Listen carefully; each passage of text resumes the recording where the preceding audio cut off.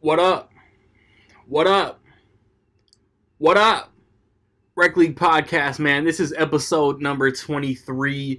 Hopefully, you guys are out there sharing the show, spreading the word, getting some love. You know what I'm saying? Yeah, we the Walmart of podcast, man. Everybody comes eventually. You come for one thing, leave with a whole lot more, man. We not your first choice, but we do got a little bit of everything. On today's show, um, my guy Eric Sigmund, who just dropped a new podcast, man, the Sigmund Cinema Podcast. Check it out. It is on Anchor, among other platform listening apps, places, sites. I don't know. And Nick Goodman, we talk about some news, some casting, some directing hires, and a stupid removal of a movie from theaters or release cancellation. We talk about 1999, man, the highs and the lows, and just how dope of a year 1999 was in movies.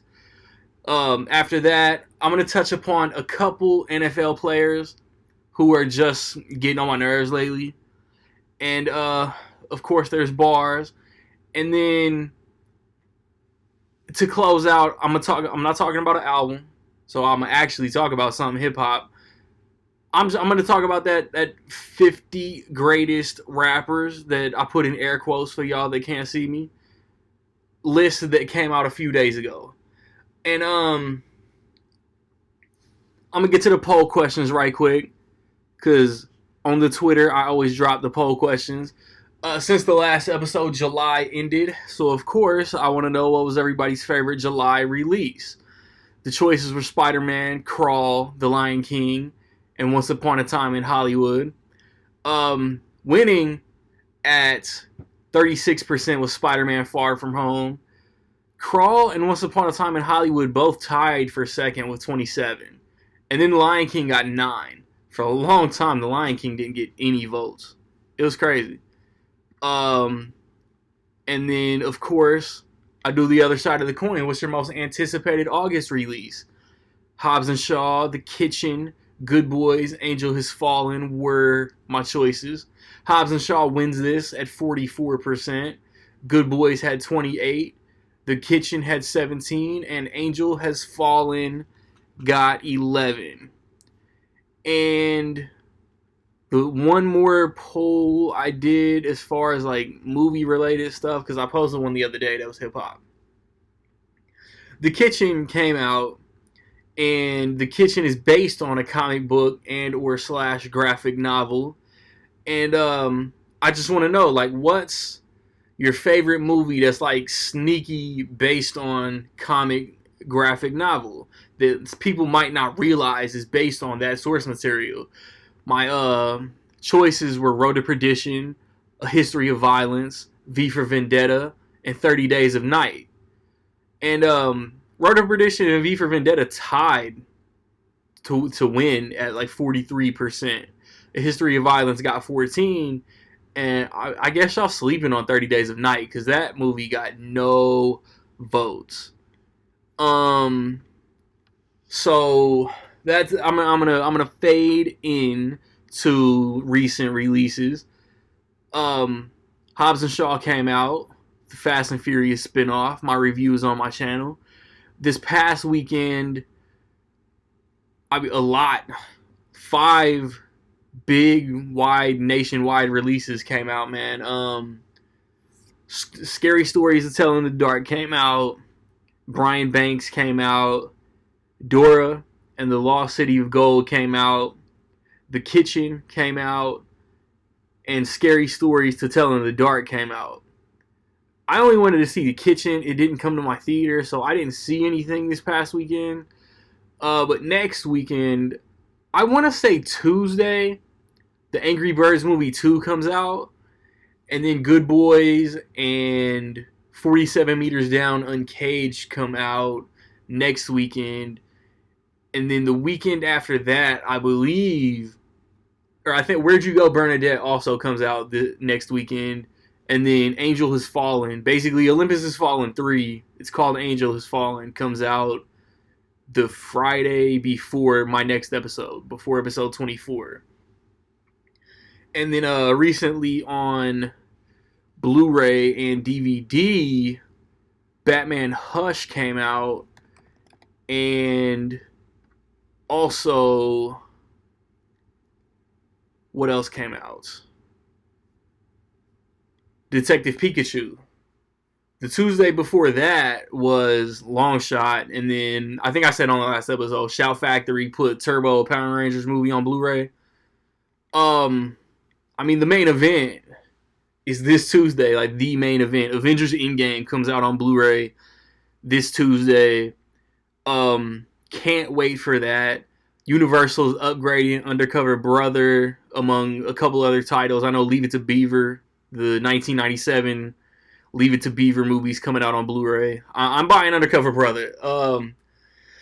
And then there was something. I think like the Iron Man movies, maybe the Thor movies are getting 4K upgrades. Best Buy exclusive steelbooks. For you guys out there upgrading to 4K, man, it's gonna be an expensive Tuesday. And then like Blu-ray TV season is among us, man, because the Tuesday before episode 24, I know The Walking Dead comes on Blu-ray. It's been reported by a supposed social media influencer within the film community that The Walking Dead won't have a slipcover, but I've seen physical evidence that it will. So hopefully Amazon sends me a slipcover. The last season of Arrow, not the very last season, but the last season that aired of Arrow comes out on Blu-ray on the 20th as well. And then The Hustle with Anne Hathaway and Rebel Wilson is coming out on Blu-ray. When I get back, I'm going to have some homies with me. We're going to talk some news, some 1999 in film, man. It is Rec League Podcast.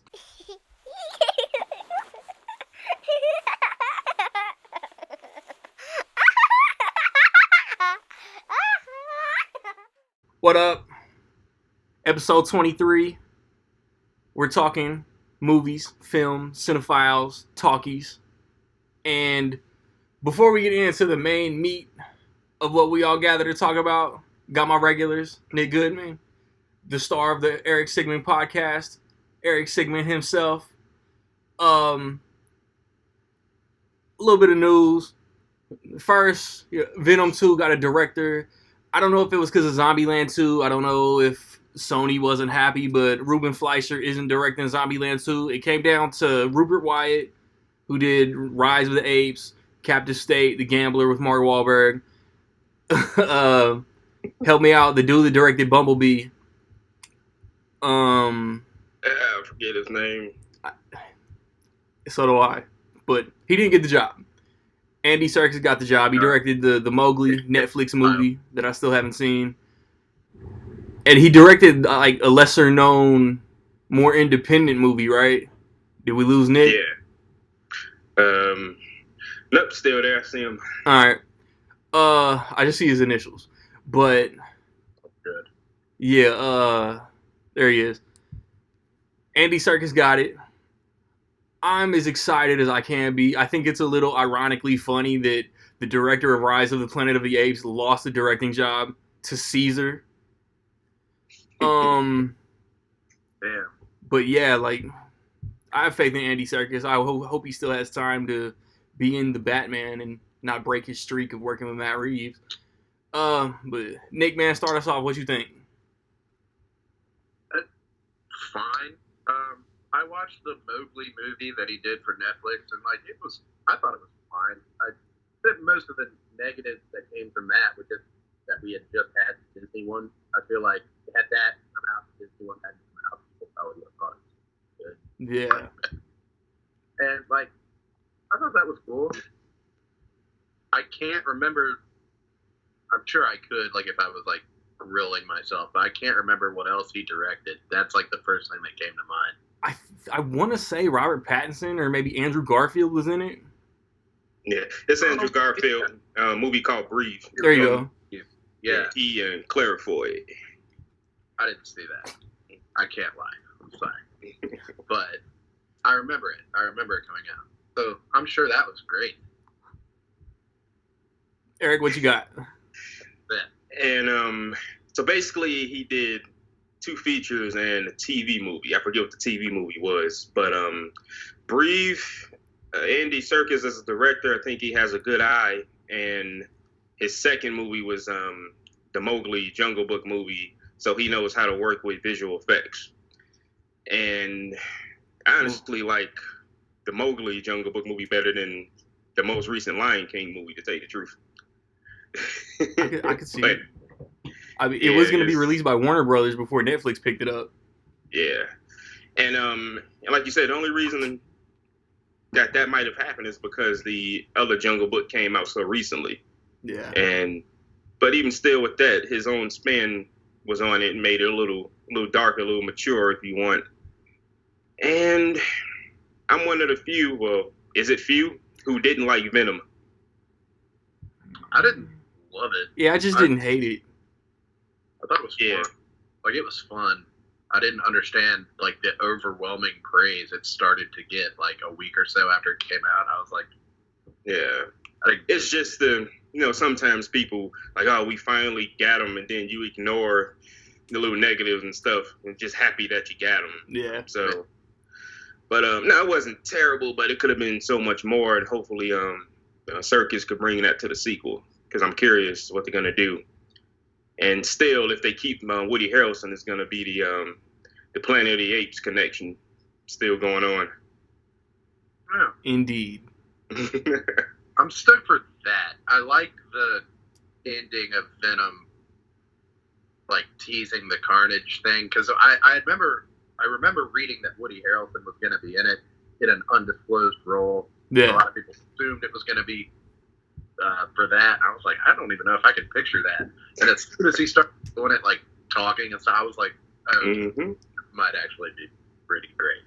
So I'm looking forward to that. Like, if they build upon what worked in the first one, right, I think make a really good sequel with the elements that they have. Yeah, you could leave out people walking from the airport for 6 months and stuff like that. Yeah. Less eating. Like, so much eating trash and lobsters and tater tots and all this stuff. And I was like, all right, he eats. I hope that's the first thing that writing the script, Andy Serkis and Tom Hardy was just like, okay, like, I don't know why this lady walked in the first movie. That's just not going to happen.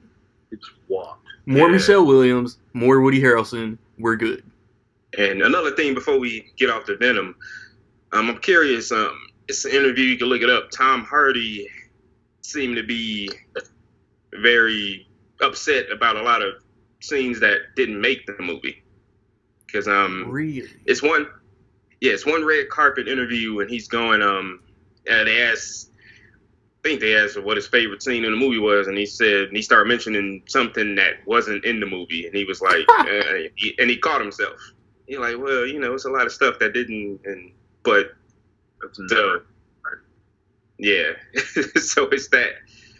But hopefully, they give Andy Serkis, the keys to the machine, so to speak, and the final cut. Oh no! Oh, between the Morbius movie that comes out like 2.5 months earlier, and Sony wants so hard to have their own comic book cinematic universe. They're steering this the whole way. They're gonna crash and burn eventually. Yes, and that's sad that that's what they do, but given the history. Yeah, exactly. But Coming to America sequel, as far as I know, directed by Craig Brewer, coming out next December. Got some casting news. A lot of faces from the first movie coming back. Wesley Snipes was cast as like a rival, like royal, I don't know, leader. Rick Ross just dropped Port of Miami too, but Rick Ross is gonna be in this movie. And then, was there any other new casting? Everything else I heard was James Earl Jones, John Amos, his girl that I can't think of her name right now. Somebody's gonna play Akeem's son. I can't think of his name either. About that, forget about it. I'm just glad that most of the original characters are coming back. Yeah, like That's what I wanted. I wanted, of course, Eddie, Arsenio, main cast to come back. I don't think I heard if Arsenio's in it though. No, he's definitely in it. Yeah, I'm about to say he's got to be. Yeah. Eric, what you think of it? Well, first, I think it's super awesome that it's even a thing because, for years we heard Beverly Hills Cop 4 finally coming, it's going to get made. And then there was a couple of movies in between that he's finally going to do. And all of a sudden it just gets kick-started into production. But no, I love it. I can't wait. Basically hoping that Eddie Murphy still has it because he hasn't done anything in a while. And even what he has done is just like hobby stuff. He did that one dramatic movie, I forget, Mr. Church. Yep. And right, that was what it was. Of all the Eddie Murphy movies I watched a couple months ago, that was not one of them.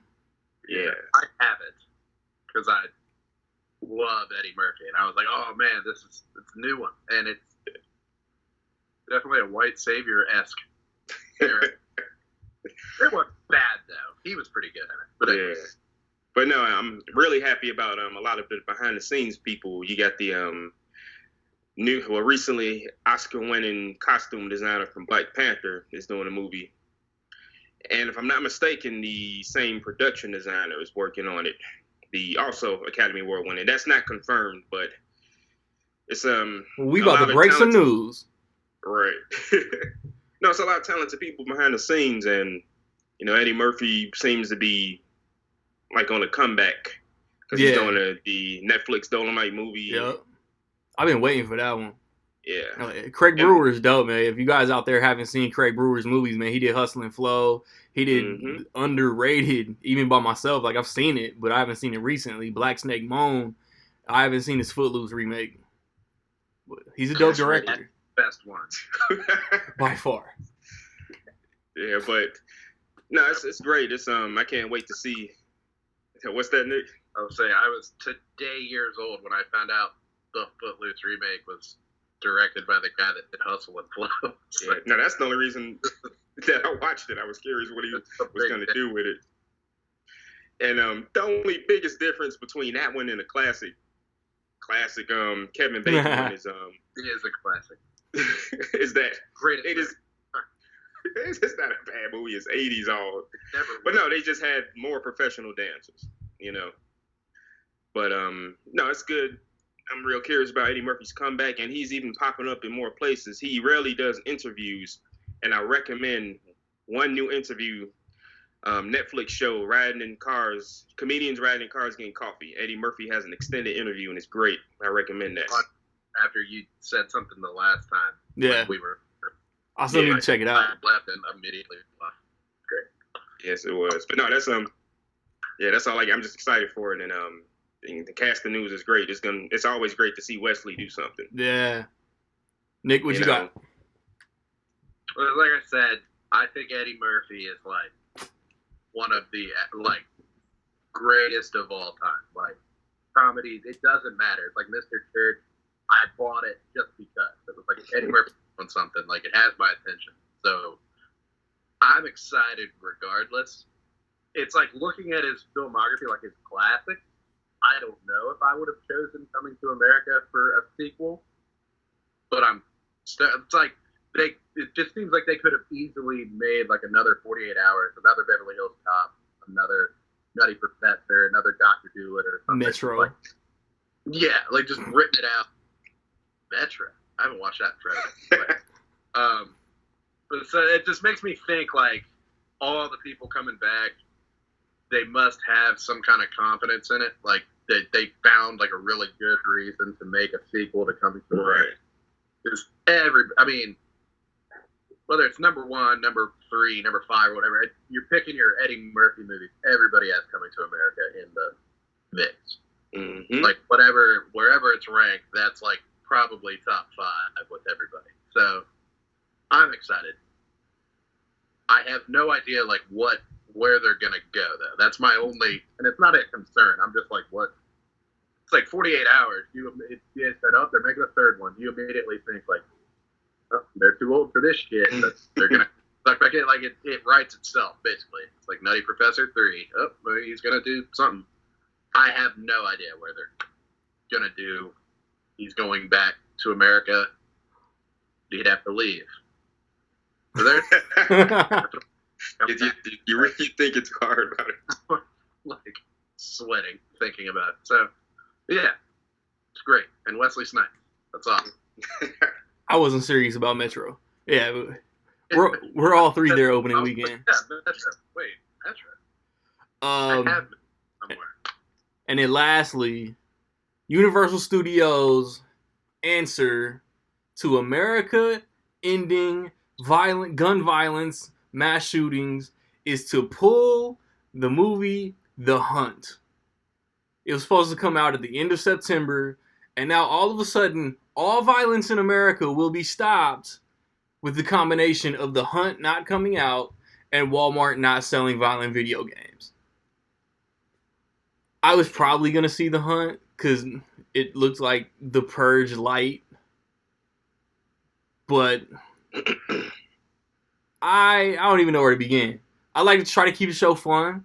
I don't want to get into politics and all the serious topics. But they've now crossed over. Nick, start us off. How dumb is it with Universal when Universal got more Purge coming out, more Halloween coming out, more death and violence on screen? How dumb is this movie getting pulled? The worst idea ever. It's a trash decision. Like, first and foremost, like, it's like I don't want to get too political because, like, if you follow me on Twitter or whatever, sometimes I'll get sucked into something. I'll just get like real. But like, I understand like pushing it back. Like, I understand maybe somebody like an executive looking like, hey, maybe now isn't the best time to be marketing this particular movie. I can understand that. But it's like you said, like The Purge. It's the same plot, but reversed. Which, to be fair, I saw the Hunt trailer recently-ish. I don't remember in front of what. I thought it looked, fun. It's Blumhouse. That usually gets my attention anyway. Yeah. So I'm like, all right. And apparently, The Purge, which we've all seen, like every time there's a new one, Purge sort of found its footing in the idea that the wealthiest, more powerful people are safe, while the lower class, people of color, people, homeless people, all kinds of, that they are the ones who are being purged upon. Apparently, The Hunt, which maybe I'm unobservant. I don't know. I didn't really catch in the trailer. Apparently, The Hunt it's reversed. Apparently, it's more like left-wing people paying to prey upon, like, right-wing, like, conservatives. I didn't catch that in the trailer. Maybe I'm unobservant. I didn't either. But apparently, that's what it is. Now, if you watch the trailer, the people doing the hunting are portrayed as the villains. It's not like it's a fun thing like, let's go hunting and they're the good guys. It's definitely kind of like The Purge. It's like they're being hunted, so they're trying to survive.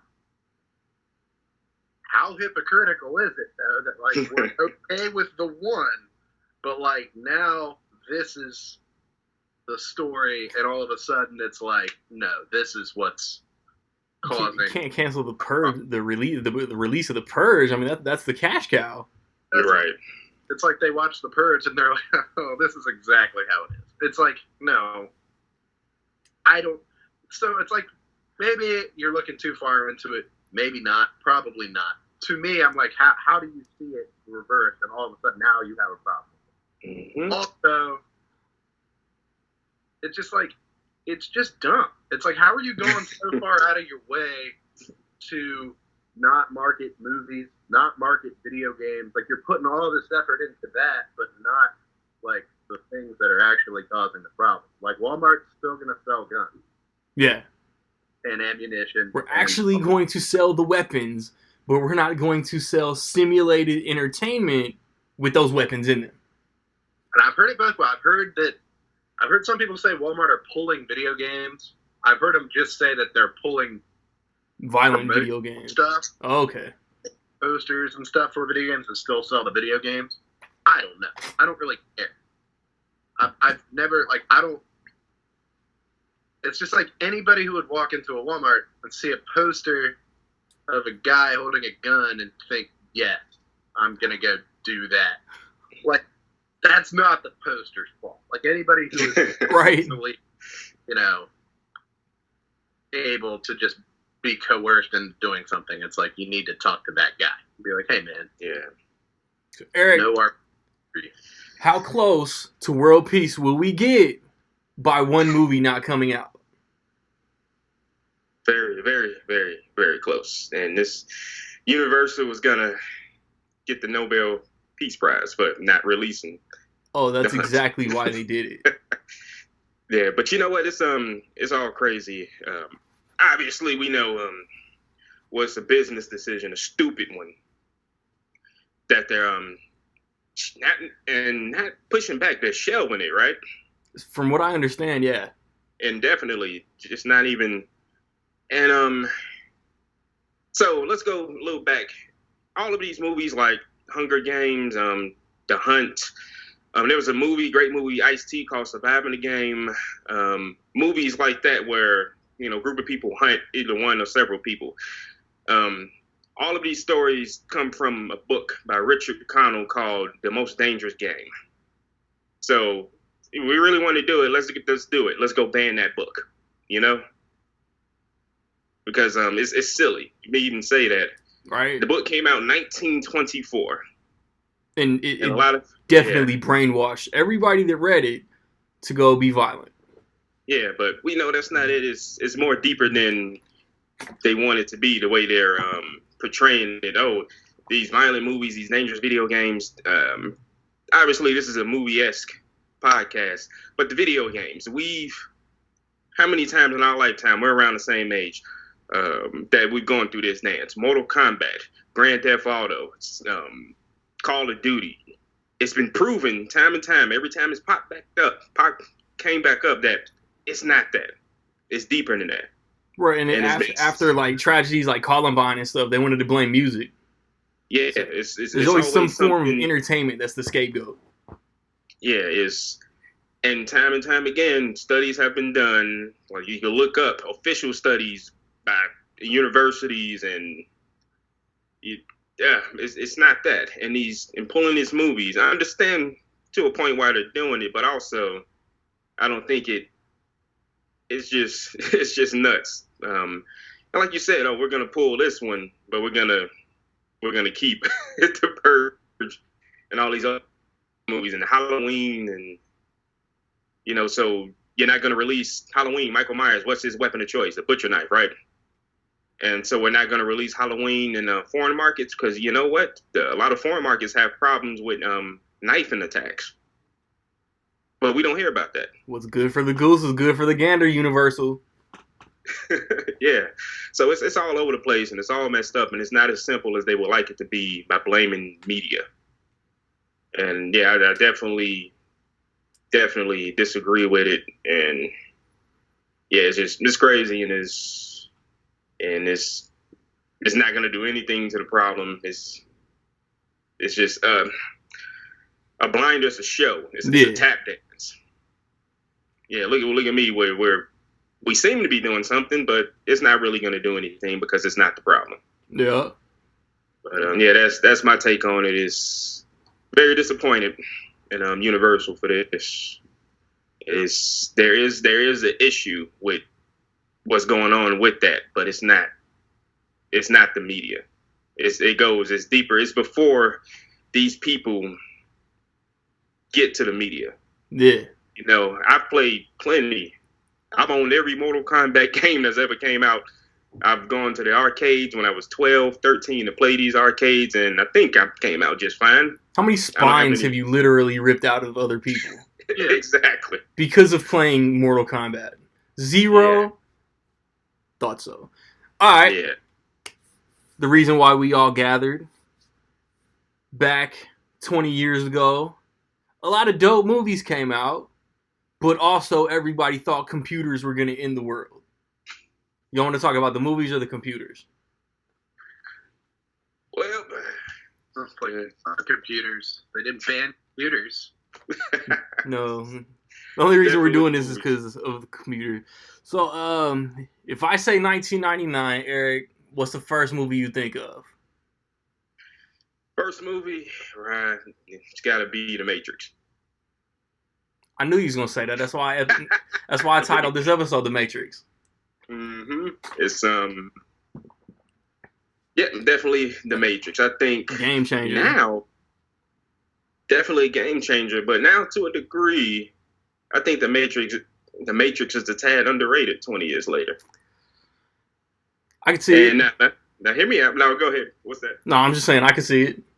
Yeah, it's unfortunately the sequels. Although I personally don't think they were bad, but it's real shaky. Yeah, it's unfortunately the sequels took down what the original Matrix, made. Yeah. Well, not mind-boggling, it made mind-blowing, not mind-boggling. But The Matrix revolutionized. It started a trend with the bullet time. Every single freaking thing in the wire works. It started numerous trends. But the best Matrix copycat was Scary Movie. Yeah, that was less than a year later, which was crazy. That's probably the earliest. But The Matrix, I think the Wachowskis are probably better writers than they are directors, and that's saying something because I think they're great directors. And they do something in this movie that's awesome, and you don't realize they're doing it.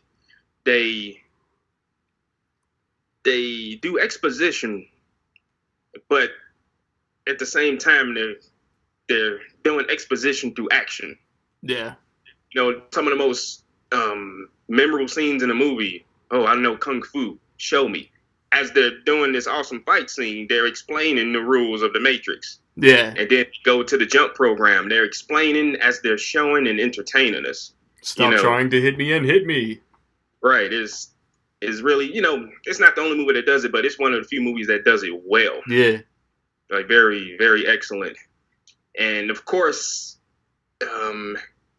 it brought Hong Kong style fight choreography to America finally. And with Yu Wong Pin, if I'm saying his name right, and it's so many things that The Matrix did that revolutionized the movie industry. And the Matrix connection is still living to this day. The director of the John Wick movie, Chad Skalinsky. I don't know, Randy. Something like that. Stilesky, something like that. Yeah. Chad Skalinsky was Keanu Reeves' stunt double. Yeah. In The Matrix. So whenever Keanu Reeves was crashing into a wall, into a ticket booth, that was him. And now he's directing Keanu Reeves in John Wick movies. And also, obviously, Morpheus is now part of the John Wick. Oh, Morpheus. Lawrence Fishburne is now part of the John Wick movies. But yeah, that's just the first movie to come to mind. But yeah, I could talk about it all day, as you can see. Nick, what's the second movie that comes to mind when I say 1999? All right, so to me, 1999, it's like there was all these movies, like cult classics, Oscar movies, everything was kind of like in a group. And I think about them all kind of at one time. I'm like, oh yeah, 99. There was one movie that was like the event of my lifetime up to that point and hasn't really maintained that status. Runaway Bride. Runaway Bride. She was hot off of Notting Hill, and she went right into Runaway Bride, and everyone thought she couldn't do it. No. Star Wars Episode 1, The Phantom Menace, love it or hate it, was like the event that year. It was like, holy shit, no way. Like, I was 9. I thought Star Wars was like done. Like, Star Wars huge in my life, and I was just like, that's it. We got our trilogy. We got Star Wars. We got the special editions. I thought that was like it for life. I was like, wow. They souped them up and like gave us new ones. Thank you. So like actually being able to go see a Star Wars movie. This was before like the reboot craze and remakes and make sequels decades later craze. It was just like, I have an idea for a new Star Wars movie, the prequel to the originals. We're just gonna do it. We're gonna hope everyone likes it, and people liked it. Everybody want to act like it just trash out of the gate. Hated it. People liked Episode 1 enough. They didn't like parts of it. As a child, I thought it was like the greatest thing of all time. And everyone's like, oh, the politics talk. I didn't care. Like, I was like, I don't know. I was just dazzled by, like, it was just all the costumes. It was just real new. It was just, it made you feel like a long time ago in a galaxy far, far away. It showed you different parts of the galaxy that I felt like, wow, this planet looks like this, and they can swim underwater, and there's a whole city, and they wear this, and they ride these things, and they race these things, and they have double-bladed lightsabers, and all this different stuff. I love Episode 1, even still. Like, it's got a fourth grade. This isn't the best. He's not a great dialogue writer. That's what it really comes down to. Yeah. He wrote out all this dialogue, because everybody wants to trash the actors. Most of the actors are like multiple award-winning actors. Like Natalie Portman is bad in the Star Wars movie. At some point, he wrote this dialogue and wanted them to read the dialogue as written, and it's just easier said than done. And then the child actor with the yippee, like, he just wrote the word yippee in the script. Instead of riffing on that, he was like, I want you to say yippee when you race. Yeah. And Jar Jar Binks. As a 9-year-old, I thought Jar Jar Binks was fine. A goofy little fun guy. I was like, you need the stupid sidekick. He's about as annoying as C-3PO is in the original trilogy. Nobody wants to. Good point. Right. He's about the same level of eye roll. But I don't know. I'm not saying it's my favorite movie of 1999. I don't even know if I made an actual list. I don't know where it was ranked. But to me, when I think of movies that came out that year, I'm like, that's the year Star Wars came out. Year I got to go see a new Star Wars movie. Could we imagine Tupac as Mace Windu, though? Yes. I'm not sure I could. Yes. Darth Maul is still my favorite antagonist. Yes.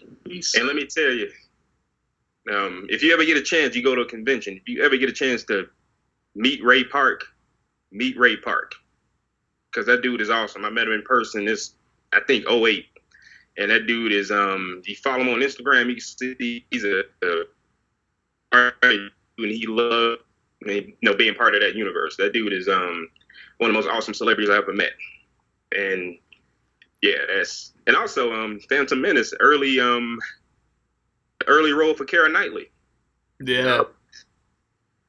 And wasn't Sophia Coppola in there somewhere too? She did a cameo as one of the handmaids. Handmaids. Yeah. I remember from 1999.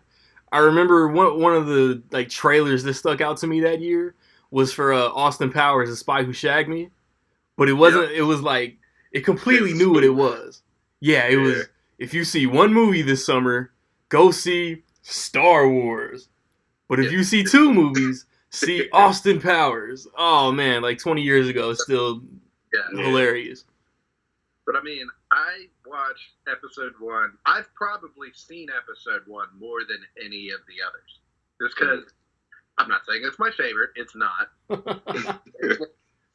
But when it came out, I was just over and over and over. I got the toys. I got as much merchandise as I could get. And that's just this beautiful little time in my life. And I'm just like, thanks, 1999. You did it. And then Episode 2. Yeah, that's what it was. Yeah. Well, man, Nick, I gotta tell you, 9 years old, huh? I was 9. Well, I was probably 10 by the time it came out, like, All right. own. I was 9 sitting in the theater, like, might have even been 8. Yeah. 10 was a little bit you. Hey. You the old head in the podcast, Eric. Yeah, I think I'm the middle child in this group. I talked to Randy right before you hopped on. No, I talked to Randy before you hopped on, Nick. In 1999, I graduated from high school. But y'all do the math on that one. But it was definitely it was a hell of an event. You can't lie about that. It was the event, and you know that's kind of how the Matrix came out in March, and they kind of snuck up and made its money because everybody was concentrating on Star Wars coming out in May. People were already camping out for Star Wars. Mm-hmm. Yeah, but the Phantom Menace, yeah, it's better than Attack of the Clones in my opinion, and you still have classics. You got the classics score, well, more specifically, Duel of the Fates, one of the best lightsaber fights in the entire series. Maybe the best. I think it's my favorite. If we really think about it. Maybe the best, yeah. You can't argue that. The original trilogy that's actually that good. You know what? I give you this one. I'll take just the Darth Maul and Obi-Wan fight and put that up against that alone. Yeah, in the pod race. Pod race is so dope. It's a little long, but not really. It's the whole time. Oh yeah, I definitely people. This is a whole nother podcast about the hate for the Phantom Menace and Jar Jar and the actor Ahmad Best, what he went through, and even Anakin, that actor. That's where I was going. A lot of stories around it, and it's sad. It's like, bro, fuck you. I was in Star Wars. Can't tell me shit. They're like, fuck you, yippee. Yeah. Dude. Like, that ruined that dude's life, but that kid was never the same after. No. Backlash. Like, I saw an interview with him, like, with somebody, and it was, like, the most uncomfortable thing, just because they were asking him about the backlash. He was just, like, super awkward about it. It was like, and if you know the story about Ahmad Best, what he went through, and he tells the story, that's, that came out of nowhere, and, and at the end of the day, it's, people can be cruel, and there's a great documentary, The People versus George Lucas, and I recommend that one. I think I saw that. Did it used to be on Netflix? Yeah, that's the one. Yeah, I saw that, because I remember there were some dissenting opinions, but it was like all these just neckbeard dudes. About like, wait, oh my god, this could suck and all this stuff. And I was like, I don't know. Maybe it was because I was so young and naive. But it's like I just remember thinking like how much I was loving it in the theater. And I was like, how were you in a movie theater with all these fans and all these people and like watching it and not thinking it was at least like, great? Like you're just like, this is awesome. In my opinion, that reaction, I don't think that reaction was initial, the negative reactions. No, at least from what, and like I was little, so I don't, you don't hear a lot of news or everything the same way adults do. But I don't remember there being, being at the theater. I remember people clapping and doing the whole thing. People brought lightsabers. Like I remember this was like a couple days after it came out. I didn't see it opening day. I saw it with my parents or my dad. Like people loved it. Like people clapped. They like laughed and did the whole thing. Like people laughed when Jar Jar stepped in shit. Like I remember that because I laughed. Like, oh, he stepped in it. So I don't know. Like at a certain point, even though Star Wars is like sacred, I love Star Wars. At the point you like gotta not take it that seriously. Like Jar Jar was fun. So like act like take it out on the actor and do all this and do all that. It's like Jar Jar did nothing that made that movie like that much worse. Like if you'd have taken him out of the movie, the plot would have been the same. Like Darth Vader still would have been responsible for building C-3PO, which is to me way dumber than anything Jar Jar did. So Just my 2 cents. That was more like 10 cents, but a big Star Wars guy, if you couldn't tell.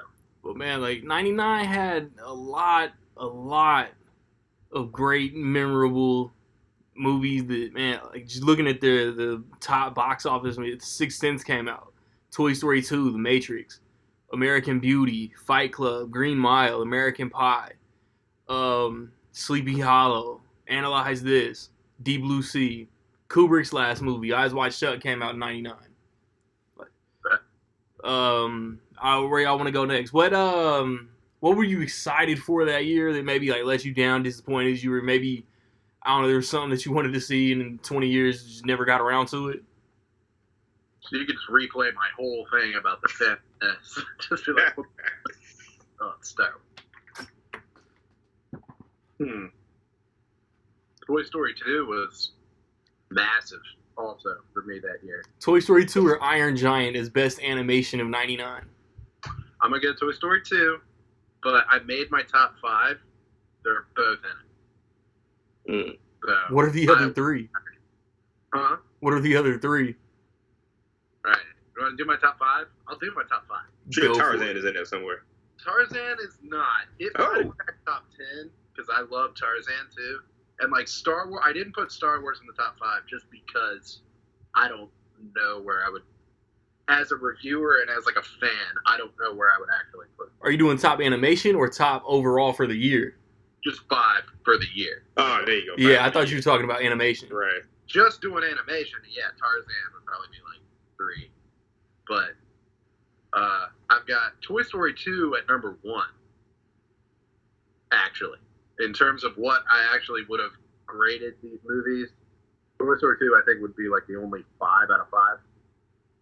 I love Toy Story 2. I think it's like underrated now. Like it's weird that had like 3 come out and 3 was so big, people acted like 2 wasn't that good. And I'm like, 2 was so good. When it could have really sucked. Like it could have been really dumb on the heels of 1, and it was. But number 5, I've got The Insider. I don't know if anybody. Michael Mann. Michael Mann, one of my favorite directors in the world. Underrated also now. Pacino, like, Russell Crowe. Yeah. Like, I just love his style, and I think that's one of, his best movies. And another thing about 1999 movies, and that's a good example, is there were a lot of movies that didn't do very well at the box office, and then gained a lot of acclaim around awards time, and then like built up big fan bases. Yeah. Another example is my number 4, Wild Wild West. Wild Wild West. The Giant Spider. Fight Club is number 4 for me.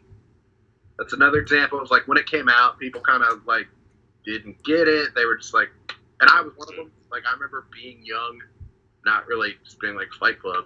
Big title, like so. Like just not really.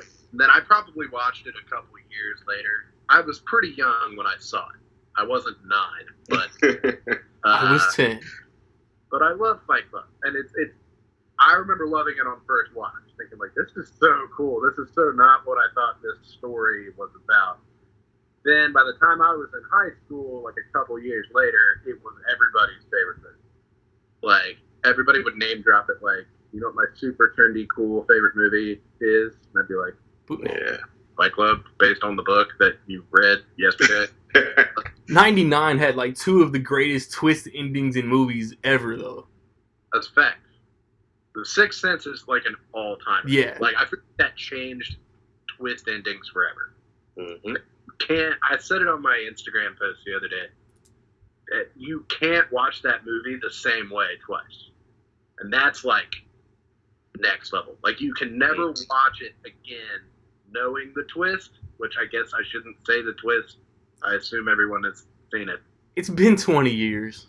It's been 20 years. All right. 20 years, spoiler alert.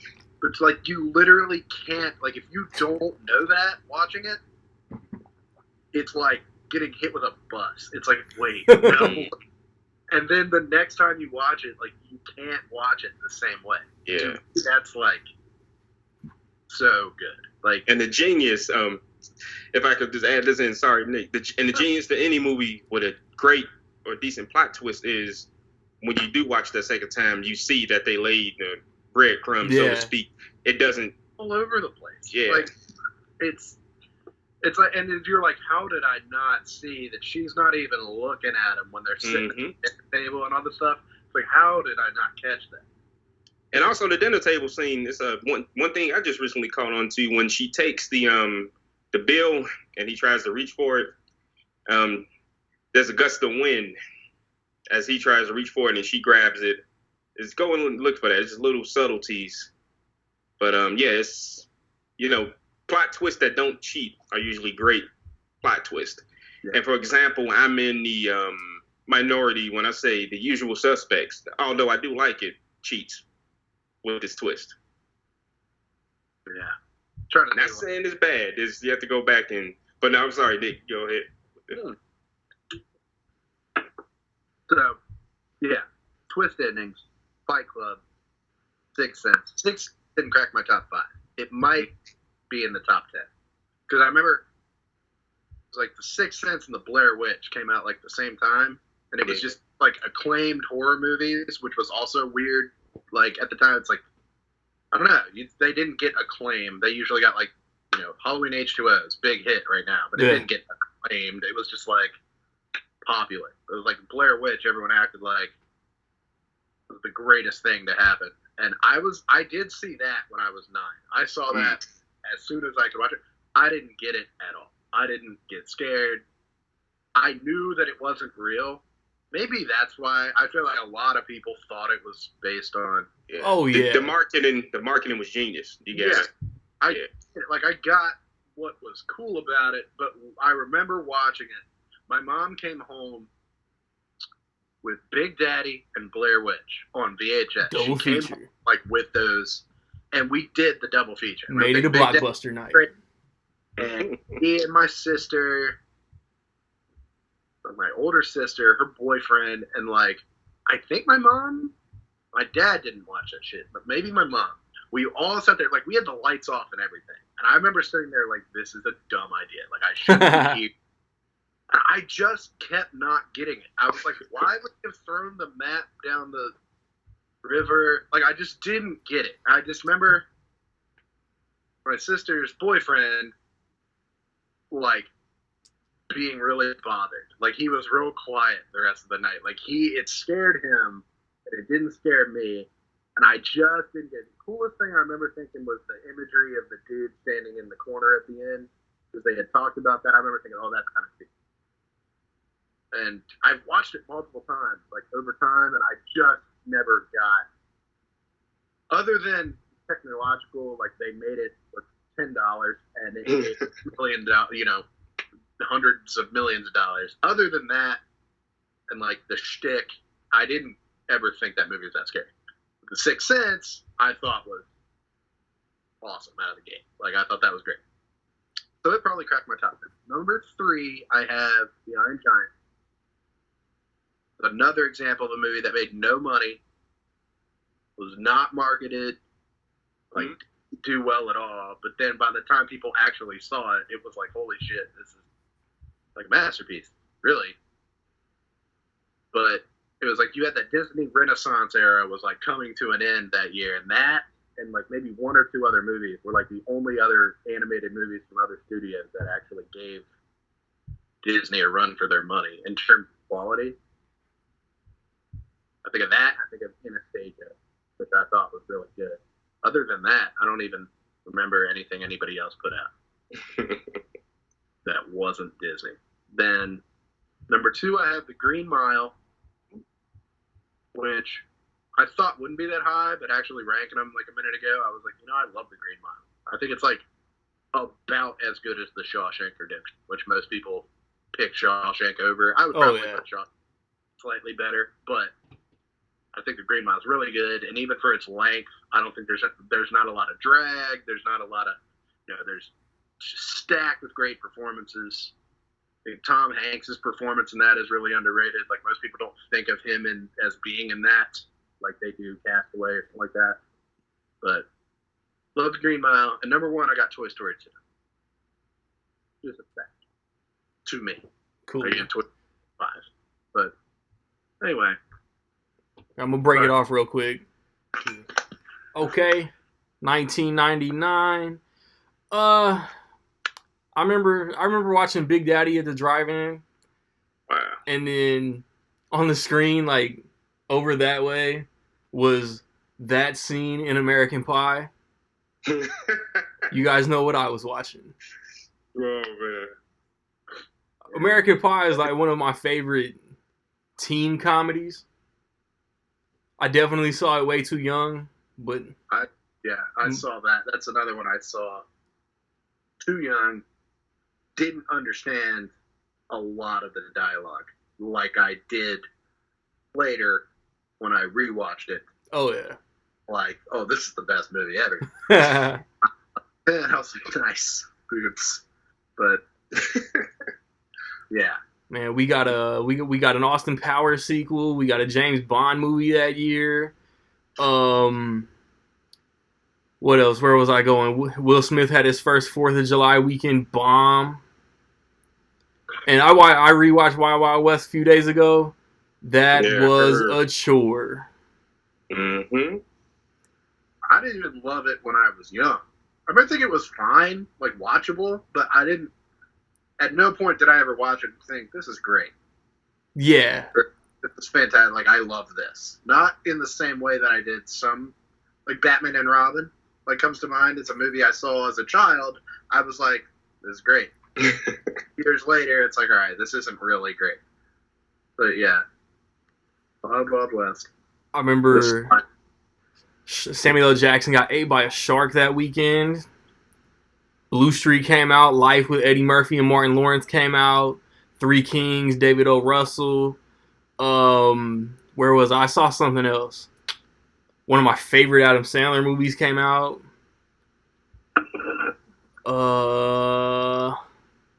My cousin Stuart Little had a movie that year.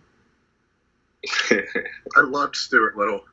I don't know if I've ever seen it. Better book, because in the book the mom gives birth to the mouse. But I've always thought that was weird. And in the movie, it's adopted, and that makes more sense. Even though it's like, why wouldn't they have chose a human child? Yeah.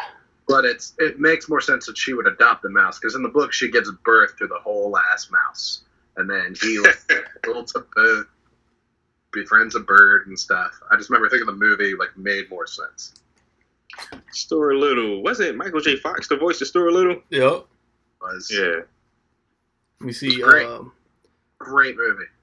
Yeah, but tell me this: who wrote Stuart Little? M. Night. Wait, I was gonna say E. The movie.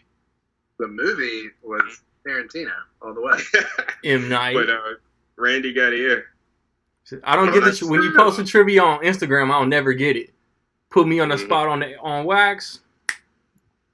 That's true. I knew that, and just when you said that, but I gotta say, like, M. Night Shyamalan read the book, and if he thought it was weird that she gave birth to the mouse, right? No, it's weird. He was like, "This makes no sense." Like, Let me see. You think it makes no sense? It must really make no sense. What do you guys think of Galaxy Quest? 20 years old. It's one of the most underrated light parody movies ever. Love Galaxy Quest. Yeah, and they're coming out with It's like, I feel like you kind of had to watch it when it came out, and like watch it more. Like, if I showed my niece and nephew Galaxy Quest right now, I don't think they would get what was said. Yeah. But, yeah, I love Galaxy Quest. I've seen it once. I thought it was pretty good. Oh, just once? Yeah, just once. I randomly bought the Blu-ray a few years ago and popped it in. Yeah, it's they're coming out with a 20th edition steelbook. If not Tuesday, soon. But yeah, it's I'm about to say Tim Allen. It's pretty good, and it's always great to see Alan Rickman. Yeah. And it's a great cast, you know. Sigourney Weaver. Yeah, Sigourney and like my Justin boy. Long's first movie. Yeah, that's crazy. When, Sam Rockwell. Yeah, and one of his after the Green Mile.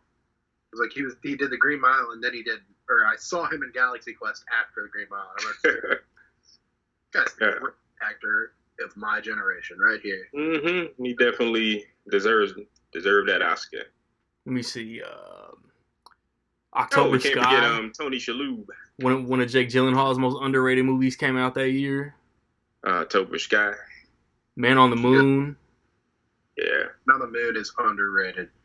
So let me give you one that you'll like. And if I was to do a top 5 99 list, this would probably be number 5. Sports movie. Any Given Sunday. Any Given Sunday is one of the most. It's 99 is full of a lot of movies. There's so many movies. A lot of movies went under the radar. It was a hit, but I still think it was sort of underrated. Yeah. It's one of the best football movies. And there was a kind of little controversy. It was so a lot of people came out. You know, Beeman. oh man, yeah, Lawrence Taylor was in it, and a lot of people came out who saw the movie, who played in the NFL. They were saying a lot of that stuff hits home. And, you know, NFL didn't want anything to do with it, probably because it was too real. With the injuries and all of that, yeah. Yeah, the injuries and the partying, the drugs. And it's just a hell of a movie. And it pushes 3 hours, and I think it's just not long enough. It's great performances. It's probably Jamie Foxx's first great performance, I'm sorry. After Booty Call. First time I remember name attached to something that wasn't really a comedy. Yeah, like you say, Booty Call or yeah, because that was and just to think, you know who originally had that role? I did. Yeah, Mr. Bad Boy himself. That role was originally Puff Daddy's. Oh. Really? Puff Daddy. It was originally supposed to be Willie Beeman. Puff was originally Willie Beeman. Yep. I don't know if I can picture I'm that. glad he wasn't. Yeah.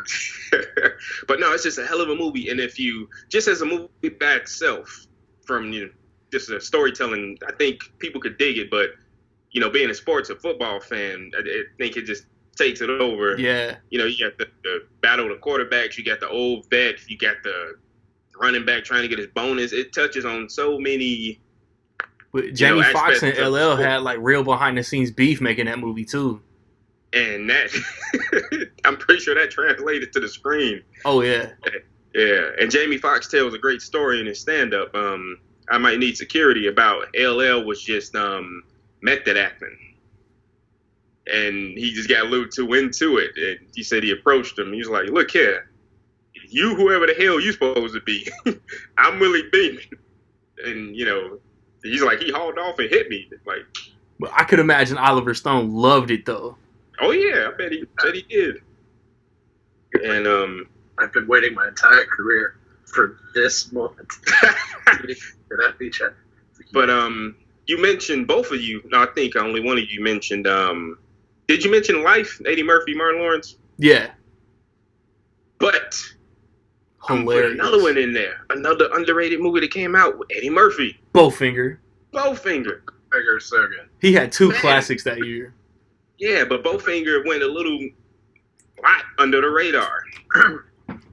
As Any Given Sunday was about football, Bowfinger was about making movies. Yeah, Hollywood and is, you know, Steve Martin. Stephen Martin. Steve Martin wrote that movie, Comedy and he's icon. an underrated writer. Directed by the voice of Yoda. That's crazy, Frank Oz. And He had a busy it's such 99. an underrated movie. And even Robert Downey Jr. was in that. That's crazy. The part in Bowfinger where he's running across traffic, man. Like, that's, like, straight to my funny bone. Like, for some reason, that, to me, is, like, the funniest. Like, it's, like, Awesome. And you know what, Nick, I'm glad you brought that scene up, because I honestly think Eddie Murphy got a best actor nomination for that. Look at him as and Jeff. Now, look at his performance without, because you know Eddie Murphy was known for putting on the makeup and disappearing. Yeah. But without the heavy makeup, he transforms from, you know, he had braces. That's his only makeup. Glasses. But look how much braces and glasses. Look how much he transforms with that. And to a Yeah, I geek. think he was just Keep it together, keep it together, keep it together. right. And one of the funniest damn scenes in any Eddie Murphy movie, the traffic scene. Dude, it's just so simple. Just like a Yeah. setup, but it's That's what's so genius about it. Oh man. Yeah. Yeah. I love Bowfinger. But you know, Barry, this Of his whole filmography. and since sticking with the underrated motif, you all mentioned Sixth Sense. Unfortunately, another movie came out that was very, very similar, but in my opinion, just as good, called Stare of Echoes. Kevin I'm Bacon. sure that it's awesome. Yeah, and I've seen it once or twice. you know what? I highly recommend it. Watch it again. This is a great movie, filmed in the best city in the world, in Chicago. Indianapolis? But no, it's so underrated, and it's basically the same story, but not as the Sixth Sense.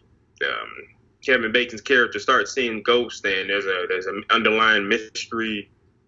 But yeah, it's just. And another movie, I'm just on an underrated motif. Keep going. Martin Scorsese's most underrated movie, Bringing Out the Dead. Bringing Out the Dead. Not the man. My bad. I'm spoiling all of your reviews and shit. I haven't seen that since. Yeah. But It's like it kicked off a trend. Like it was like the slow burn horror thriller came back, where it was Yeah. people are allowed to take the movies a little more seriously. It's like doesn't need to just be haunted houses and slashers. There's like the Sixth Sense. Not even really a horror movie. Like it is, but I always heard that Toni Collette read the script and was told that it was a family drama, and that's why. That's great. And had the kid going through this stuff, and she didn't read it as a thriller. She read it as, a drama. And got a great performance out of it. Yeah. And that's what I'm saying. It works that way. If you ever watch The Others with Nicole Kidman, I don't know if anybody. Oh yeah. It's like if you took the horror elements out of that, it still works that way. It kicked off that trend of those kind of movies. Stir of Echoes. It's not like a super duper in your face like horrifying movie. It's like a slow burn. You get good performances out of the actors first. Instead of just like, how can we scare the shit out of people the hardest for 90s straight men? Yeah. Yeah. Blair Witch did one thing right. I think they also kind of took that route. It was like, how can we make this as convincing a story as possible first? Let's not see, how many things we can throw at the fan and see what sticks and what doesn't. Let's make it convincing. Let's make it a good movie. That's how The Sixth Sense got Best Picture nomination that year. Got all the big nominations. Yep. Yeah. One underrated movie I want to bring up though is Payback with Mel Gibson. I feel like that's one of his most underrated movies of all time. It was just dope seeing him like is not likable, but like on some gangster stuff. Man, I remember Lucy Liu was in that. That movie was real interesting dope. Story around that movie in itself. Who's you have to pay back? Say what? Oh no. But man, who else was in that movie? I'm sorry. Who's the chick? Like Maria Bello or somebody? Yeah. Yeah, I forgot about Payback, man. Payback is dope. Get Payback and Ransom mixed up, and I don't know why. They're completely different. Yeah. Movies. Different performances, but I used to I was young, so it was just the poster just had Mel Gibson on it. Maybe that's why. Yeah. What I remember, didn't he rip out the dude's piercing? Sounds right. His nose or his ear, and he just that was that's what a bunch of them. That was it Freddie Rodriguez? That's his name. That actor. But speaking of totally different movies, did you all see the original version or a Payback? Mm-mm. Yeah, there's another version because the movie was taken away from the director. What's his name? Brian Helgeland. Yeah. it was taken away from him, and then a lot of the movie was reshot without him. But he had already shot his movie. It's literally two different versions of the movie. It's not a director's cut, but it's so much different footage. It's two different movies, kind of like the Exorcist prequels. Mm-hmm. And it's the straight up director's cut is what it's called. Yeah, I have that one. Mm-hmm. I think that's the Blu-ray. Yeah. I can't remember which one. It's been a long time since I've watched it, so I always feel like I've seen Payback. I feel like I've seen just the regular version. If I've seen the director's cut, I don't remember it, but I do own it, so maybe I should watch it soon. Yeah. But yeah, this back to back. But yeah, this definitely has to be, because we're running through so many movies, and this definitely has to be the best year in movies. If not, the top two will be the other one, because even the not so good movies are entertaining. Like there's a goofy movie I saw in theaters called Virus with Jamie Lee Curtis. I don't think I ever saw that. I know what you're talking about though. A silly sci-fi horror movie, but Yeah. it's so fun in its goofiness, and it knows it's not taking itself seriously. And yeah, and then the year when Nicolas Cage had a bunch of like disturbing movies that year, 8mm, and Yeah. and we mentioned Bringing Out the Dead,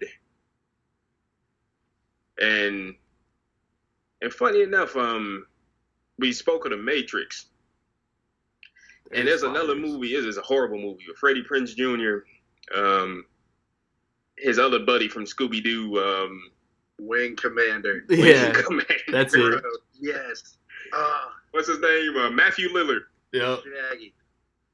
And I don't know which one came out first. They both came out in March, The Matrix and Wing Commander. But Wing Commander had the little... The Matrix was like the 30th or 31st, so Wing Commander had to have been first. Yeah, that's funny. And the Wing Commander technically had the bullet time effect first. Because there's that one scene. Really? It's not as well done as The Matrix, but it's them freezing in the air and the camera going around. Yeah, it's... The Matrix was better, so Wing Commander doesn't count. No, not at all. Uh, And you got what's the recent movie, the recent big hit movie out now, Hobbs and Shaw, with Jason Statham, and Jason Statham's first movie, Lock, Stock, and Two Smoking Barrels. That was 99. Mm-hmm. Oh, Guy Ritchie movie. Guy Ritchie directed. Also that year, we had the Cuba Gooding Jr. Skeet Ulrich classic Chill Factor. Oh, you mean Speed 3? Yeah. Go. with Doug Liman dropped Go that year. Mystery Men came out that year. Ed TV. The Uber classic Baby Geniuses came out that year. Wow. 10 Things I Hate About You, Varsity Blues. Wing Commander 85 times before I watched Baby Geniuses. I was like of the age of somebody who should have enjoyed Baby Geniuses, and like I remember thinking it was trash. Like years old, I was like, nope, not me. Yeah. But Randy, you mentioned earlier, I think you asked Nick about a disappointing movie that you were looking forward to. What's up? You got one? Oh yeah, you mentioned it in passing. The World Is Not Enough. Denise Richards is a scientist. All-time great casting. Yeah, Dr. Christmas, and oh my goodness, it was. And the funny thing is, in my opinion, it has one of the best openings of any James Bond movie. And I remember it being the movie was 20 minutes in before the opening credits started. I'm like, oh yeah, I thought that was kind of cool. Yeah. One thing, action scene happened, and they had a pause, and another action scene happened, and it was like 20 minutes, but it just went all downhill from that. That one of of course, Denise Richards, and yeah, that'll be a fun rewatch next year before 25 comes out. I'm planning on doing that too. Some of the Copier Brosnan mix in my head. Like I know I've seen all the Pierce and James Bonds, but a lot of them blend together. I need to rewatch them all. Like I don't even. I love GoldenEye. I remember when I was younger, liking Tomorrow Never Dies more than GoldenEye. I can't confirm that'll hold up. And then I just want to rewatch World Is Not Enough and Die Another Day just to do it. I think I Die Another Day separately, but there's just parts of the other ones that just morph together, and I'm like, I know it was this and that was that. I remember Die Another Day. Maybe it didn't. Y'all didn't even react to the invisible car. They say what's it? Didn't it? I think Die Another Day had the invisible car. Yeah. Yeah, was that Die Another Day? And a lot of ice. It was like ice. So, I don't know. I don't remember being disappointed by The World Is Not Enough. I don't remember being old enough to, like, have a... Never been like... And tell me this. I almost, before I forget, and you're right. Come to think of it, Die Another Day and The World Is Not... Those movies morph together a lot. They're the same thing. Yeah. But what was one of the biggest controversies within movies that happened in '99? It had something to do with a famous character. A live-action version of a cartoon came out, and people were real disappointed with what they did with one of the characters. Christopher Walken, the Headless Horseman. And that was Sleepy Hollow. I forget all about that. No, I'm trying to assume that there was something animated with that. I don't know. Was it Pokemon or was it Tarzan? I don't know. No. But since you brought up Sleepy Hollow, awesome, one of probably Tim Burton's last great movies. Yeah. One of his most Tim Burton-y movies. Yeah. And his rare R-rated movies. Yeah. He really indulged. Sleepy Hollow was dope. Make creepy, weird. I love Sleepy Hollow. And the movie that had several Star Wars bad guys in it. Christopher Lee, had Ray Park, and it was one more. Ian McDermott. There you go, Ian McDermott. Just old white wig wearing dudes. Yeah. And Michael Gambon? When it Gandalf? I think so, yeah. Tim Burton's Alfred, Michael Gough was in it too. Yeah. Oh yeah. Wow, that's a movie. You said it's a live action adaptation of a cartoon? That is correct. Only one coming to mind, and I know it's wrong because it was later, was the Rocky and Bullwinkle movie. But that's not right. So this movie, I think that was 2000. Yeah. I want to get it so bad. Muppets from Space? Inspector Gadget. Oh, yeah. when Rupert Everett played Claw. Saw his face through the whole movie. Yeah, and he had they really didn't get what the hell they were adapting. Yeah. But Matthew Broderick. Oh man. That. Maybe that's a strong word. I was always fine with that movie. That's why I was you talk about movies that sucked, but didn't really they were fine. Yeah, it was just whatever. That's one to me. I was 10 or something by the time I saw that. And, it worked for me for what it was. I don't want to end anything. My bad, Nick. What was you gonna say? I just thought another movie that came out that year with Matthew Broderick was Election, which movie, I love it. At what point did Matthew Broderick stop being cool?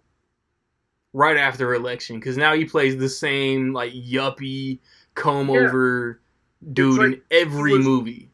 Yeah, the coolest character maybe of all time. It was Ferris Bueller, and he did War Games, all these movies where he was kind of cool, charismatic guy. Godzilla. Now he's just always the uptight, started Election and Inspector Gadget. He's cool in Inspector Gadget at all. Man, did he really get typecast at an older age? Yeah. Kind of. Yeah, that's crazy. What point did that happen? I think that's it, Election. He became the uptight. Yeah, I think that's a good call. Because, after that, even in the most recent is still probably 10 years ago. The movie he did, Brett Ratner's movie with Eddie Murphy. Tower Heist. Yeah, he was that guy in that, wasn't he? Yeah. He just decked the halls. That's exactly where I was going. Yeah, I watched Deck the Halls last December. I watched Tower Heist for my Eddie Murphy binge. And I'm like, damn, Matthew Broderick is the exact same character. Yeah, he got typecast at 40 and kept going. He like not to keep her. Did he like kill someone? Yeah, so overseas, he something was happening. He was driving on the wrong side of the road, and he killed the other person in the car. Yeah. Killed a guy. Damn. And like, cool. Look at Randy, like what the? Yeah, he Cool. like He would keep up his cool credits. yeah. Like, hey, I fucking killed a guy. And as you see, Randy, knowing as much as you do about movies, you didn't even know about that. That happened in like '89. I think I had heard, but it was just like buried way back here. Right. That's what did it. Because it was like right after that, maybe he did like Glory or something. You know what? I'm only. Yeah, that's coming up. I survived a war. Yeah. Yeah. But no, his roles were a lot more, I guess, in the '80s and maybe the '90s, a lot more diverse. And I don't know. That's Guy. That's another one where he which was just, yeah, dude. Anyway, Matthew Broderick. What happened to him? I wanted to bring up The Mummy before we ride out. Oh. Cause one of Brendan Fraser's coolest movies. It kicked off the summer that year. I don't know if the first weekend in May was the official summer movie start yet, but I was that way. Yeah. So I don't know if because I couldn't tell you what came out in 2000 or 2001, but I know Spider-Man kind of got the summer rolling in 2002. But The Mummy came out that same weekend in '99. I always thought it was kind of like a fun horror-esque Indiana Jones ripoff. it holds up better to me than I ever would have thought it would. I remember thinking it was fine when it came out. It was kind of scary, like the creepy parts with the bugs and stuff. Yeah, kind of creepy, like the dude not having eyes or a tongue and all that. Yeah, I remember actually being kind of creeped out by that. But watching them a couple of years ago, they were pretty fun. Not high art, but the first two. Yeah, Brendan Fraser was a gift. He's one of those actors who's he was around. It was just always he used to do shit though. I even used to think Brendan Fraser is doing it. It must suck. I remember thinking that. I was Looney Tunes back in action. Yeah, that was just a mistake all around. That just wasn't him. But now that he's not in stuff anymore, I'm kind of Doom Patrol. Yeah. So I wanted to bring up Dudley Do-Right, but I think that's 99 or 98, isn't it? I think so, yeah. Ample. It's he read that, so it must have been great. George of the Jungle. George of the Jungle, though. I can't lie. I always thought that was pretty great. Yeah, and like you say, you're trying to bring up stuff and not miss anything. It's so many. Yeah. It's really hard. I looked it up. Even just talking about certain movies, you could talk about American Pie for a half hour. We could just go on talk about that and how it influenced all these other things. Or just go back, talk about how many good comedies there were in 1999. Locate your dicks, remove the shrink wrap, and fucking use them. And comedies. Earmuffs, kids. And comedies. Office Space. Yeah. Yes. That's still holds up because, it's very one of the most relatable movies ever. And it just didn't do that well out of the gate. People did to go see it, and then it just kept building up. More and more people could relate. Definition of a cult classic. Yep. And then you have buried movies Disney live action movie. I almost went to go see it in theaters, and we went to go see something else. What's that? You threw dirt while on the burying of this movie because you went to see something else. Oh, you know what's funny? Speaking of Brendan Fraser, we were going to see a movie called My Favorite Martian. Hell, Christopher Lloyd. with Christopher Lloyd, Jeff Daniels, Elizabeth Hurley. God, dog, this movie had a cast. Who else was in it? Daryl Hannah. It was Elizabeth Hurley was in it. Yeah, they were both in it. Daryl Hannah and Elizabeth Hurley. And we were gonna go see that, but we went to go see Blast from the Past. Brendan Fraser. Alicia Silverstone. Yeah. My dad's favorite movies. My dad will turn on the same like 6 movies whenever they're running. He will always watch Blast from the Past. So yeah, it's just like 99 it's got to be the best year in movies, just variety wise. There's all of this stuff, all of these movies that were bombs weren't bombs because they were bad. It was just so much stuff coming out. Yeah. And it's other things like another movie, Omar Epps, The Wood. Into Deep. Okay. Damn. And The Wood. Yeah, I wasn't even thinking about The Wood. I've made a horrible habit of trying to like guess what you're gonna say, and I was finally wrong. No, but you're right. The Wood. That was a great comedy. And In Too Deep with LL Cool J is one of his best, most underrated performances. Yeah. Yeah, he was in a few movies in '99. Deep Blue Sea, Any Given Sunday, Into Deep. Yeah, LL was busy. He probably dropped an album that year too. But yeah, it's It came out in 1999, which one? 10 Things I Hate About You. Yeah, I was waiting to bring that up. Best Man came out in 1999. I feel like I heard that once more. South Park, Cruel Intentions. South Park. Holy shit. I remember coming home talking about how funny she thought the South Park movie was. And like I was so pissed because I couldn't go see it.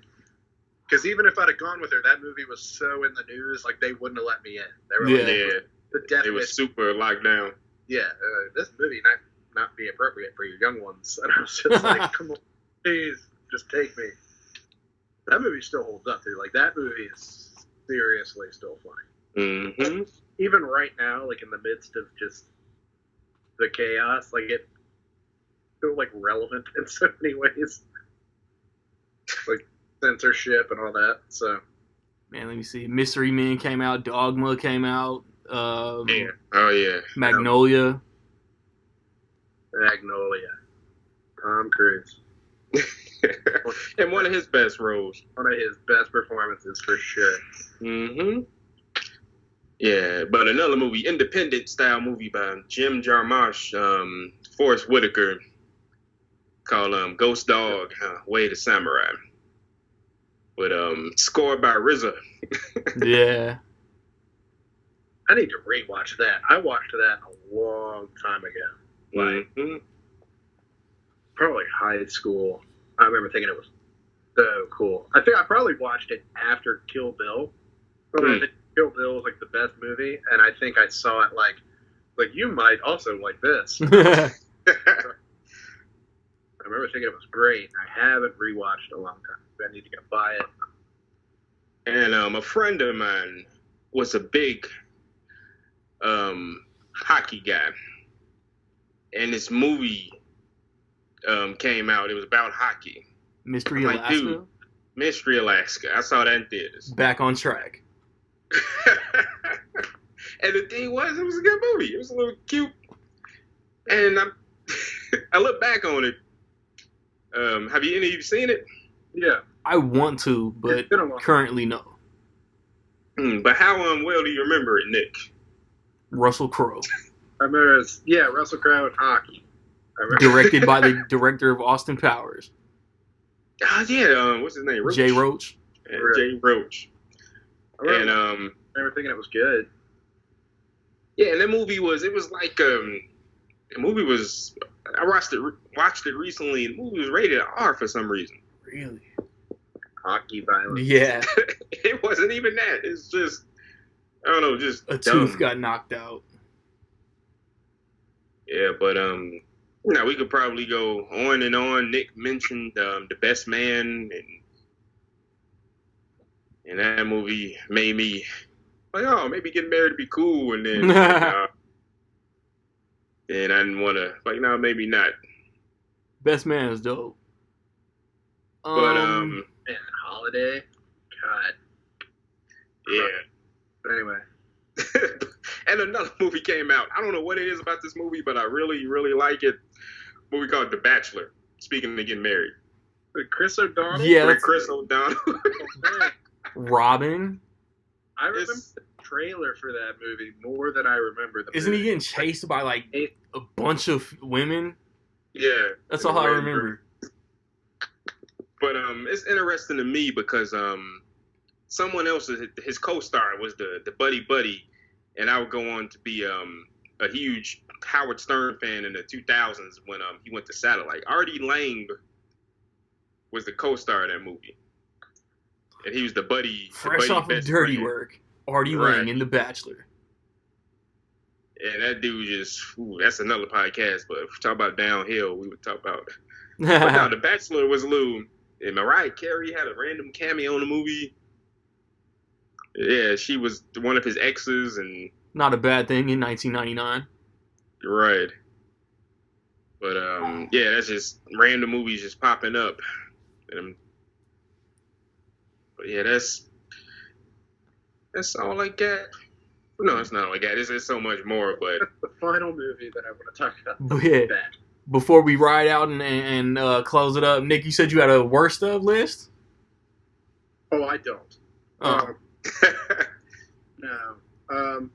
You got to put Wild Wild West on the worst of list there. Well, yeah, I think we unanimous. Yeah. It's not movies where like the song was like a bigger success than the movie, but that's definitely one of them. I'm like reciting the words during the credits the other day, thinking like these bars aren't even that good. No, not at all. Like, yeah, it was catchy. Just that Cisco Drew Hill chorus was catchy. Right. And it's like they just wanted him to make, because the Men in Black song. Another Men in Black, yeah. Right. And they're like, oh, you got to make a song. But yeah. Iglesias' song from Wild Wild West was also very popular. But I got so used to it, though, that when Men in Black 3 came out and it didn't have a theme song, I was bummed. Yeah, that's true. It did. It had the Pitbull song. Oh, no, that doesn't exist. It had the Pitbull. No. Oh, man. But underrated movie. I didn't think it was 99. I just looked it up. The Messenger, the story of Joan of Arc. Yeah. A Luc Besson movie, Mila Jovovich. I've heard of it. I've never seen it. It's not a great movie, but it's decent for what it was, and on the subject is. Trying to think who directed. Wasn't that like the follow-up to something from the director or something that they thought was going to do really well, and then it just kind of like it. The Messenger Fifth movie? Element? Yeah. Well, it's Luc Besson, and it came right after Fifth Element, yeah. It was like the follow-up to his, like... Because it was he and, what's with Mila Jovovich marrying the directors that she Luc Besson and the Resident Evil. Paul W.S. Anderson? Yeah, she's with him now, I think. It's something silly like that. She gotta make sure you get word. But we didn't... Days and movies. But somebody else we didn't mention who usually does one movie every couple of years or one movie a year, but he had two movies this year. Denzel. Bone Collector, and I count The Hurricane as 2000. Just but it officially came out. Because I told you, I'm an ignorant American. So when it came out in that January date, I count it as a 2000 movie. I feel you, though. Uh-huh. Hurricane. Yeah, that's one of the most underrated boxing movies. Yeah, Hurricane is like top tier Denzel. Denzel did. And can you all tell me about this one? I've never seen this movie. It came out. Oh, so probably not. But it's like I saw clips of it, and I'm like, what the heck? Where did this movie come from? I never saw it. It's called Ride with the Devil. Nope.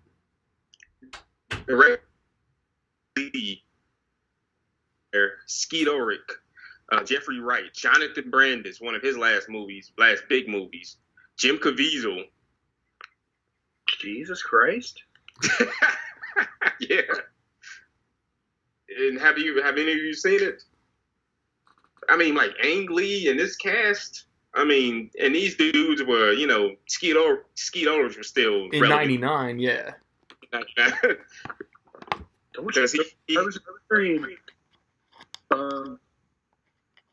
can't say I've seen it. I've probably seen posters for it. I'm like an Ang Lee fan, but I feel like Ang Lee kind of hit with Crouching Tiger. So I feel like people probably didn't know anything he did prior to that. Yeah. Even though he did Sense and Sensibility. Did he really? If I'm not mistaken. That's a good Anyway. I wonder where he is. What's he doing? I'm just getting off track. That's Sense and Sensibility. Did he do that? I'm thinking, unless I made it up. Yeah. It's one of those period movies he did, because I know Martin Scorsese has one. Is one of those. Yeah, I think he did that because like now he's doing Gemini Man, like from the director of Life of Pi, and I'm like, you could really throw more titles. Yeah. No, you're right. He did Sense and Sensibility, 95, and The Ice Storm. That was probably one of his more critical. Yeah. I was trying. There's so many movies. There's The Ice Storm, and isn't there The Iced Harvest? Yeah. Like, movie, but in my head, I'm like. Then he went right from The Ice Storm to Ride with the Devil, then Crouching Tiger. And then Hulk. You did Hulk? Yep. Let's not. I like the Hulk, but anyway. I gotta revisit it. Yeah, but 99 is. We keep looking. We'll keep going all day. It's yeah, so man. many. We're already over an hour and a half grand total. Any final thoughts before we cap it off? Nick.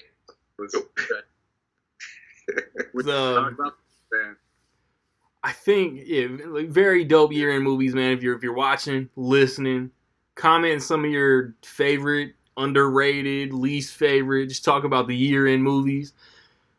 Hopefully, we'll have some D23 news to talk about in 2 weeks. But before we close out, Eric, man, plug your podcast right quick. Oh yeah, new podcast. Just like it's not a big deal. No, the Sigmund Cinema Podcast is on.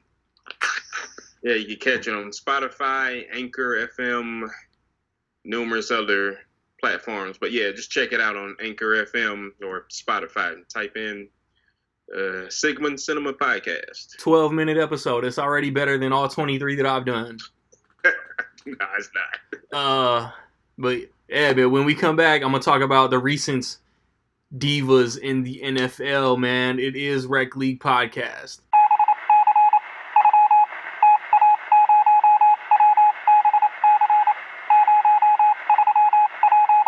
All right, man. I hope y'all enjoyed that lengthy discussion about the dopeness that was 1999 in cinema.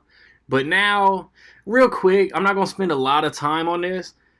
There's a couple NFL headlines that I just wanted to bring up, give my quick thoughts on, react to, whatever. Ezekiel Elliott, man, he's holding out. He's pulling a Le'Veon Bell to an extent. He's told the Cowboys that if he don't get a contract extension, he's not going to play this season. From what I understand, Ezekiel Elliott is still on his rookie contract. He's still on his rookie deal.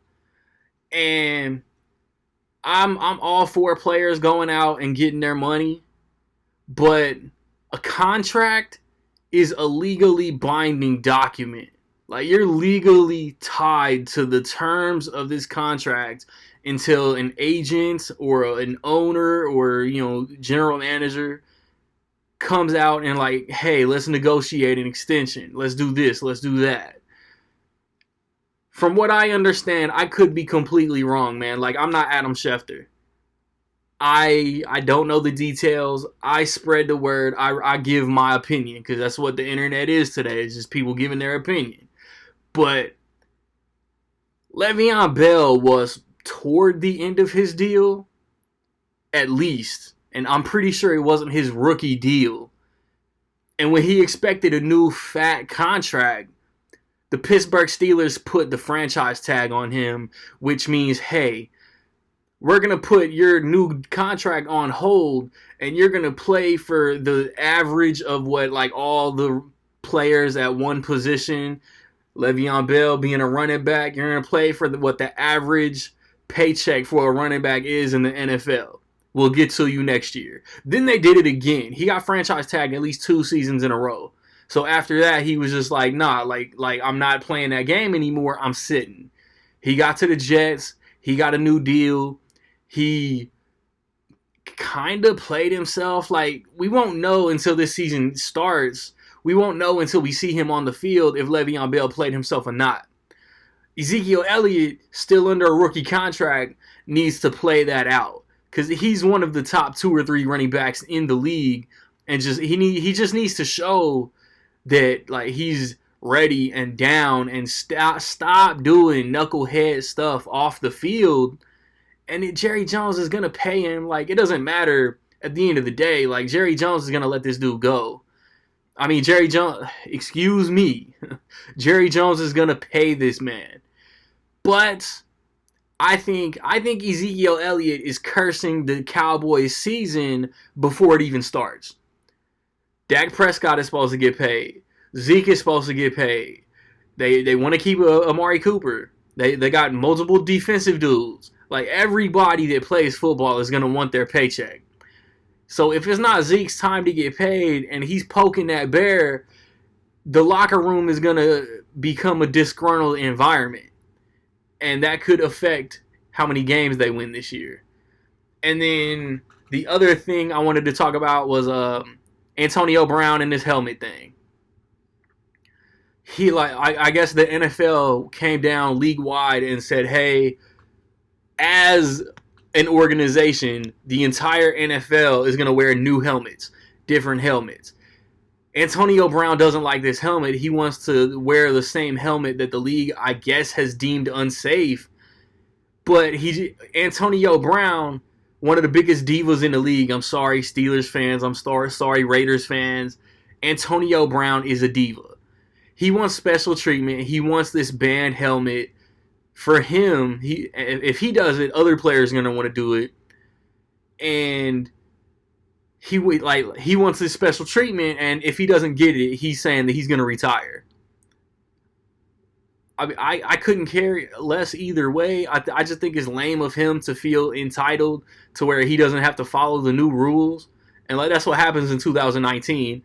If people don't want to follow rules, they just assume that it's okay to change or rewrite rules to fit what they want. And that's just not how it works. Like, dude, either wear the helmet or retire. Take your blonde mustache and go get all the money you collected from Pittsburgh and, enjoy life, man. It's not about all of this. If any league comes down with, hey, we're doing this for player safety, the whole league has to abide by this.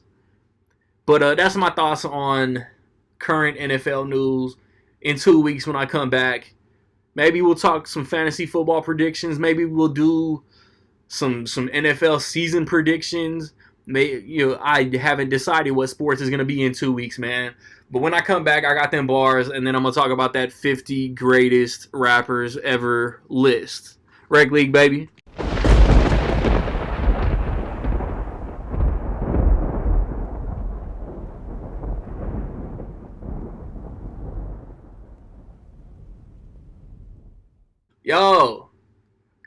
Yo, lyrical genius. Ain't no similarities between us. Stay strapped like I was Gilbert Arenas. Hanging on by a thread. Down a seamstress. You seem stressed because my team best. My team fresh. Straighten your facts, perceive less. $1.25. Here's your quarterback. you receive less. Let me run that back. Snap, he dropped back, you receive reps. That boy doo-doo, the anti-juju. No hands, the haters working voodoo. Groupies throwing the mushu. You hungry, sonny, you clearly fronting. Bars I cook on the daily, you couldn't cook up monthly.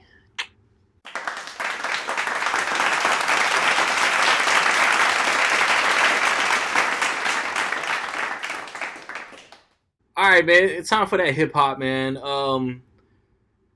A few days ago, it popped up on, I'm going to say social media because I don't even know if Twitter was like the first place this list popped up. But apparently, a 50 greatest rappers ever, not current, not of any specific era, man.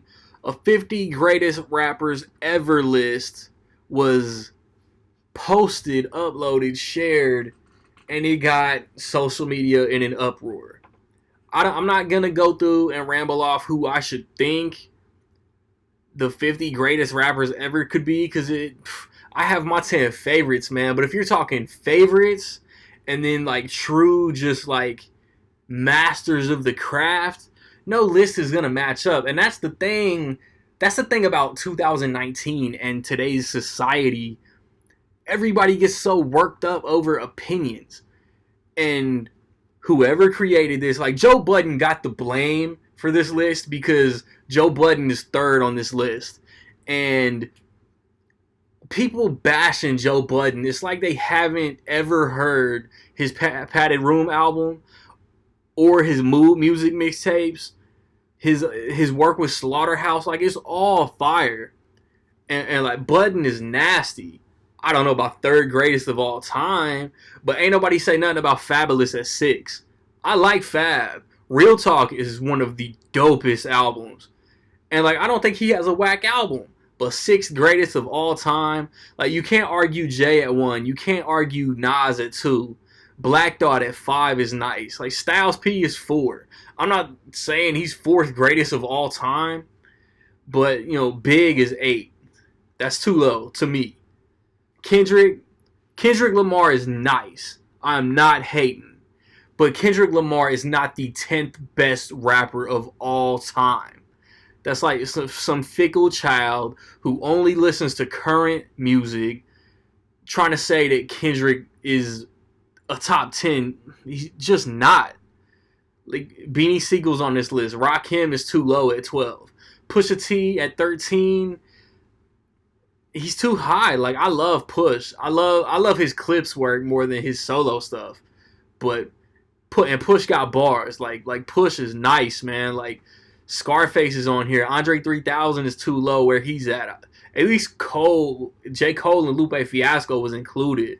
Royce da 5'9" is a problem, but I don't know. DMX, Drake would never make my list. I bring on all the hate you want. Twista is on here. Eminem at 28 is disrespectful. Cool G Rap, like Jeezy probably wouldn't make my top. Rick Ross definitely wouldn't make my top 50. Game. So whoever made this list put the Game higher than 50 Cent, and that's just funny to me. It's just funny because of their history. Game is probably the better rapper, but like Cameron is on here. Killer Mike to me is way too low. It is utter disrespect that Ludacris is not on this list. There was a big uproar about no female rappers. And then I've seen people post their own that had like Nicki Minaj or Cardi B on it. They are not in the top 500 greatest rappers ever. They're cartoon characters who make club jams, radio songs, and get spins. They're pop artists. But MC Lyte, Eve, Missy Elliott, Queen Latifah, Lauryn Hill. There are numerous rappers who, by gender association, are female, but at the end of the day, they're still rappers. Jean Grey is nice. Like, there are, did I say Eve? Like, there are dope female rappers out there. But then you got the Missy Elliott's, the Trinas, the the Foxy Browns, who rap about how good the coochie is, and like that's all their content. Like, they wouldn't make my list. But like I said, like Missy, Lauryn Hill, like females that can spit and have actual content, they're deserving. But yeah, like if we talking like favorites, like Jay would be on mine, Big would be on mine, Eminem would be on mine, Lupe Fiasco, J. Cole, Nas, Brother Ali would be on my list. John Connor, he's one of my favorites. I'm not saying he's one of the greatest of all time, but they're nice. Big Crit, nice. And like Run the Jewels, like Killer Mike would definitely be on my list, and LP is nice too. That's why I would put Run the Jewels as a group as one of my 10 favorite rappers ever. But like I feel like this was a troll list at the end of the day. I feel like somebody posted this just to get a reaction, and it's not a serious list. It's literally a troll list. Like the top 2 spots are legit top 2 of all time, and then while Joe Budden is not trash, like anybody from Slaughterhouse, man, Crooked Eye, Joel Ortiz, Royce the 5'9", Joe Budden can all be in the 50 greatest rappers ever. But Budden at 3 is a head scratcher. Redman definitely deserves it. Redman deserves to be on there. Pun, Big L. I mean, but like yeah, like how Lil Wayne at 37.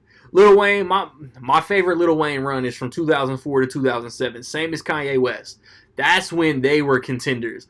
Now, looking at their whole career, I don't know if I put either one of them in there. But like I said, I feel like somebody just typed this out and did it solely to get a reaction.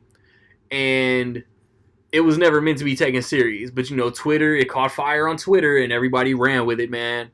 Drop voice comments if you listening. Drop comments on YouTube and let me know some rappers that you would put in your 50 greatest rappers ever.